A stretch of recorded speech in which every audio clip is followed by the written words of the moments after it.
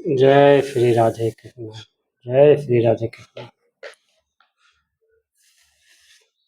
श्री पराशर जी बोले, इंद्र के चले जाने पर लीला बिहारी श्री कृष्ण चंद्र को बिना प्रयास ही गोवर्धन पर्वत धारण करते देख गोप गण उनसे प्रीतपूर्वक बोले, हे भगवत, हे महाभाग, आपने गिरिराज को धारण कर हमारी और गौओं को इस महान भय से रक्षा की है।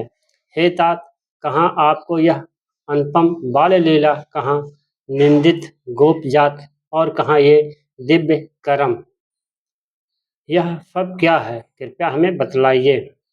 आपने जमुना जल में कालिया नाग का दमन किया, धेनु का सुर को मार और फिर यह गोवर्धन पर्वत धारण किया। आपके इन अद्भुत कर्मों से हमारे चित्त में बड़ी शंका हो रही है। हे अमित विक्रम, हम भगवान हरि के चरणों की शपथ करके आपसे सच सच कहते हैं कि आपके ऐसे बल वीर्य को देखकर हम आपको मनुष्य नहीं मान सकते। हे केशव, स्त्री और बालकों के सहित सभी ब्रजवासियों की आप पर अत्यंत प्रीत है। आपका यह कर्म तो देवताओं के लिए भी दुष्कर है। हे कृष्ण, आपकी यह बाल अवस्था विचित्र बल वीर और हम जैसे नीच पुरुषों में जन्म लेना है। अमेयात्म ये सब बातें विचार करने पर हमें शंका में डाल देती है। आप देवता हो, दानव हो, यक्ष हो अथवा गंधर्व हो, इन बातों का विचार करने से हमें क्या प्रयोजन है। हमारे तो आप बंधु ही हैं, अतः आपको नमस्कार है।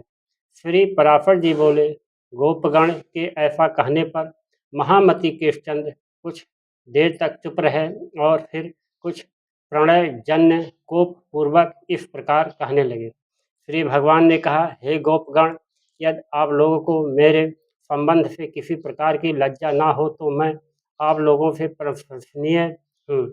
इस बात का विचार करने की भी क्या आवश्यकता है। यदि मुझ में आपकी प्रीत है और यदि मैं आपकी प्रशंसा का पात्र हूँ तो आप लोग मुझ में बांधव बुद्धि ही करें। मैं ना देव हूँ, ना गंधर्व हूँ, ना यक्ष हूँ और ना दानव हूँ। मैं तो आपके बांधव रूप से ही उत्पन्न हुआ हूँ। आप लोगों का इस विषय में और कुछ विचार ना करना चाहिए। श्री पराशर जी बोले, हे महाभाग, श्री हरि के प्रणय कोपयुक्त होकर कहे हुए इन वाक्यों को सुनकर वे समस्त गोपगण चुपचाप वन को चले गए।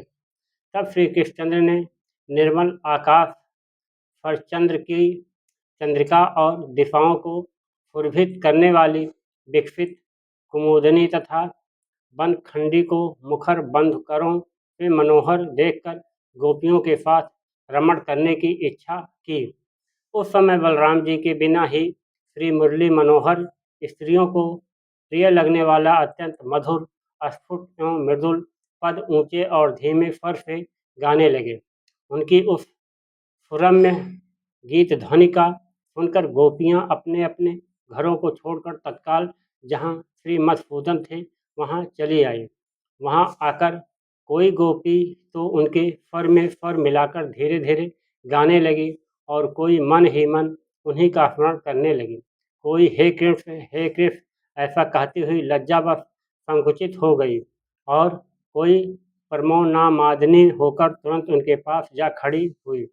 कोई गोपी बाहर गुरजनों को देखकर अपने घर में ही रहकर आंख मूंद कर तन्मय भाव से श्री गोविंद का ध्यान करने लगी तथा कोई गोप कुमारी जगत के कारण पर ब्रह्मा स्वरूप श्री कृष्णचंद्र को चिंतन करते करते मूर्छावस्था में प्राणापान के रुक जाने से मुक्त हो गई, क्योंकि भगवत ध्यान के विमल आह्लाद से उसकी समस्त पुण्य राशि क्षीण हो गई और भगवान की अप्राप्ति के महान दुख से उसके समस्त पाप लीन हो गए थे।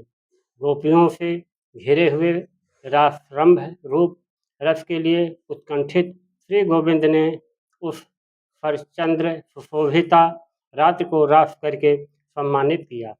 उस समय भगवान कृष्ण के अनियंत्र चले जाने पर कृष्ण चेष्टा के अधीन हुई गोपियां यूथ बनाकर वृंदावन के अंदर विचरने लगी। कृष्ण में निदवंचित हुई वे ब्रजज्ञाएं परस्पर इस प्रकार वार्तालाप करने लगी। उसमें से एक गोपी कहती थी, मैं ही कृष्ण हूँ, देखो कैसी सुंदर चाल से चलता हूँ, तनिक मेरी गति को देखो। दूसरी कहती, कृष्ण तो मैं हूँ, आहा मेरा गाना तो सुनो। कोई अन्य गोपी भुजाएं ठोंक कर बोल उठती, अरे दुष्ट कालिया, मैं कृष्ण हूँ, तनिक ठाड़ तो जा। ऐसा कहकर वह कृष्ण के सारे चरित्रों का लीला पूर्वक अनुकरण करने लगती। कोई और गोपी कहने लगती, अरे गोपगण, मैंने गोवर्धन धारण कर लिया हूँ, तुम बर्फों से मत डरो, निशंक होकर इसके नीचे आकर बैठ जाओ। कोई दूसरी गोपी के लीलाओं को अनुकरण करती हुई बोलने लगती, मैंने धेनुकासुर को मार दिया है, अब यहाँ गंगे स्वच्छंद होकर विचरें। इस प्रकार समस्त गोपियाँ श्री कृष्णचंद्र की नाना प्रकार की चेष्टाओं में व्यग्र होकर साथ साथ अतरम्य वृंदावन के अंदर विचरने लगी।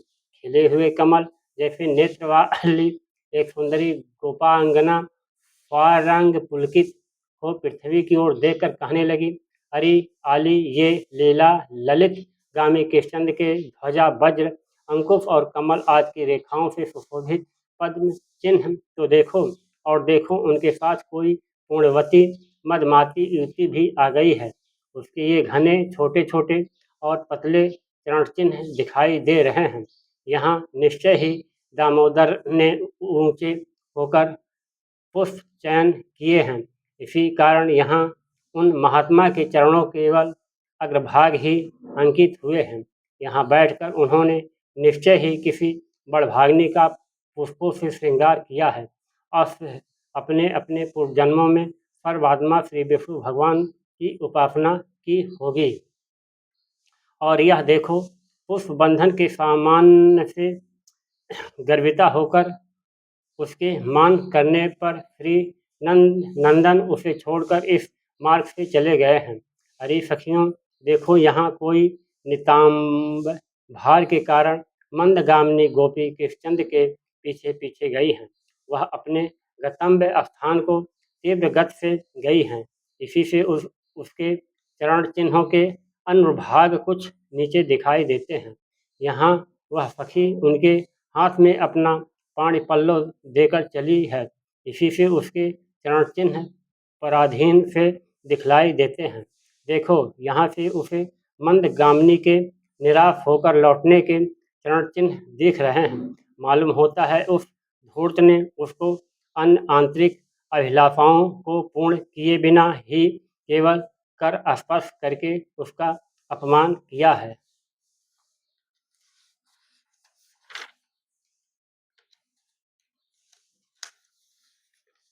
यहाँ कृष्ण ने उस गोपी से कहा है, तू यहीं बैठ, मैं शीघ्र ही जाता हूँ।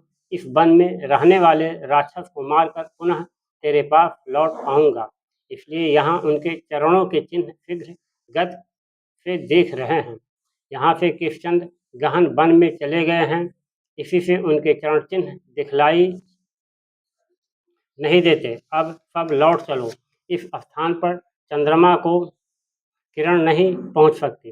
तदंतर वे गोपियां कृष्ण दर्शन से निराश होकर लौट आई और यमुना तट पर आकर उनके चरित्रों को गाने लगी। तब गोपियों ने प्रसन्न मुखारबिंद त्रिभुवन रक्षक लीला बिहारी श्री कृष्णचंद्र को वहां आते देखा। उस समय कोई गोपी तो श्री गोविंद को आते देख अति हर्षित हो केवल कृष्ण कृष्ण कृष्ण इतना ही कहती रह गई और कुछ न बोल सकी।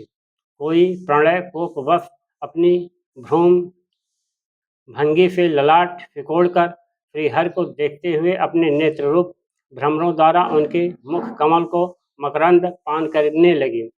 कोई गोपी गोविंद को देख नेत्र मूंद कर उन्हीं के रूप का ध्यान करती हुई योगारूढ़ सी भाषित होने लगी। तब श्री माधव किसी ने प्रिय भाषण करके किसी की और भ्रूम भंगों से देखकर और किसी का हाथ पकड़कर उन्हें मनाने लगे। फिर उदार चरित्र श्रीहरि ने उन प्रसन्नचित्त गोपियों के साथ रासमंडल बनाकर आदरपूर्वक रमण किया, किंतु उस समय कोई भी गोपी कृष्णचंद्र की सान्निध्य को न छोड़ना चाहती थी। इसलिए एक ही स्थान पर स्थिर रहने के कारण रासोचित मंडल न बन सका। तब उन गोपियों में से एक का हाथ पकड़कर श्रीहरि ने रास मंडल की रचना की। उस समय उनके कर स्पर्श से प्रत्येक गोपी की आंखें आनंद से मूंद जाती थीं। तदंतर रास क्रीड़ा आरंभ हुई। उसमें गोपियों के चंचल कंकड़ों की झनकार होने लगी और फिर क्रमशः शरद वर्णन संबंधी गीत होने लगे। उस समय कृष्णचंद्र चंद्रमा, चंद्रिका और कुमुदवन संबंधी ज्ञान करने लगे, किंतु गोपियों ने तो बारंबार केवल कृष्ण नाम का ही ज्ञान किया। फिर एक गोपी ने नृत्य करते करते थककर चंचल कंकड़ की झनकार से युक्त अपनी बाहुलता श्री मधुसूदन के गले में डाल दी। किसी निपुण गोपी ने भगवान के ज्ञान की प्रशंसा करने के बहाने भुजा फैलाकर श्री मधुसूदन को आलिंगन करके चूम लिया। श्रीहरि की भुजाएं गोपियों के कपोलों का चुंबन पाकर उन कपोलों में पुलकावली रूप धान्य की उत्पत्ति के लिए स्वेद रूप जल के मेघ बन गई। कृष्णचंद्र जितने उच्च स्वर से रासोचित गान गाते थे, उससे दूने शब्द से गोपियां धन्य कृष्ण की ही धन लगा रही थी। भगवान के आगे जाने पर गोपियां उनके पीछे जाती और लौटने पर सामने चलती। इस प्रकार वे अनुलोम और प्रतिलोम गति से श्रीहरि का साथ देती थी। श्री मधुसूदन भी गोपियों के साथ इस प्रकार रास क्रीड़ा कर रहे थे कि उनके बिना एक क्षण भी गोपियों का करोड़ों वर्षों का सम्मान बीतता था। वे रास रास के गोप गायें, पत माता पिता और भ्राता आदि के रोकने पर भी रात्रि में श्री श्याम सुंदर के साथ विहार करती थी। शत्रु हंता अम्यात्मा श्री मधुसूदन भी अपनी किशोरावस्था का मान करते हुए रात्रि के समय उनके साथ रमण करते थे। वे सर्वव्यापी ईश्वर श्री कृष्णचंद्र गोपियों में, उनके पत्तियों में तथा समस्त प्राणियों में आत्मस्वरूप से वायु के समान व्याप्त थे। जिस प्रकार आकाश, अग्नि, पृथ्वी, जल, वायु और आत्मा समस्त प्राणियों में व्याप्त है, उसी प्रकार वे भी सब पदार्थों में व्यापक हैं। जय श्री कृष्ण।